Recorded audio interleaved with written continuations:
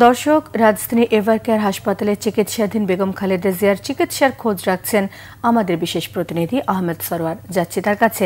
সরওয়ার, বেগম খালেদা জিয়ার চিকিৎসার সর্বশেষ কি তথ্য আছে আপনার কাছে? বেগম খালেদা জিয়ার চিকিৎসার সর্বশেষ যাই তথ্য আছে সবকিছুই কিন্তু কোনো ডাক্তারের বরাতে নয়। ভিতরে যাচ্ছেন বিএনপির বিভিন্ন পর্যায়ের নেতারা, তারা বের হয়ে আসছেন এবং বিভিন্ন রাজনৈতিক দলের নেতারা যাচ্ছেন, তারা ভিতর থেকে বের হয়ে আসছেন, এসে আমাদেরকে যা বলছেন সেটাই আসলে আমাদের বলা হচ্ছে।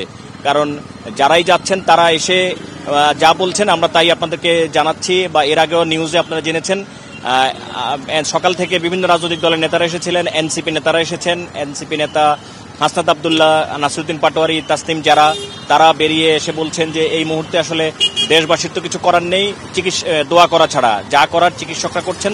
তাসনিম যারা বলেছেন তিনি চিকিৎসকের অনুমতি নিয়ে খালেদা জিয়ার খুব কাছাকাছি যেয়ে দেখে এসেছেন, তিনি রেসপন্স করছেন, তার সাথে চিকিৎসকরা তাকে জানিয়েছেন যে তাকে যেই পরামর্শ দেওয়া হচ্ছে তিনি তা অনুসরণ করতে পারছেন।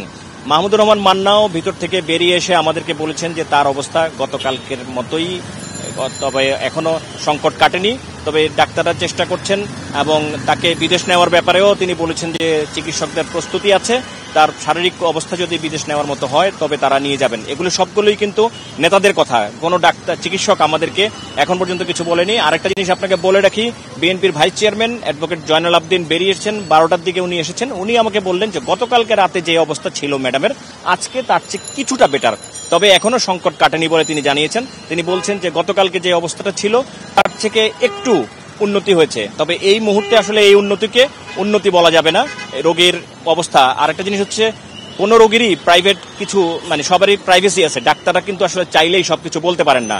সো এখন পর্যন্ত কোনো ডাক্তার আমাদের কাছে বা বাইরে এসে বা গণমাধ্যমে আনুষ্ঠানিকভাবে কোনো তথ্য জানাননি।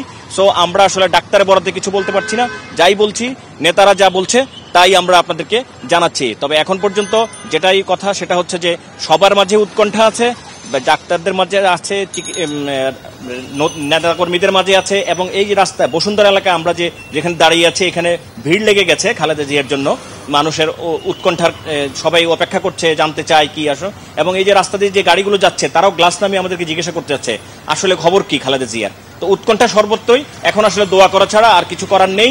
বাইরের মানুষের যা কিছু করার চিকিৎসকরা করছেন। অসংখ্য ধন্যবাদ সরওয়ার।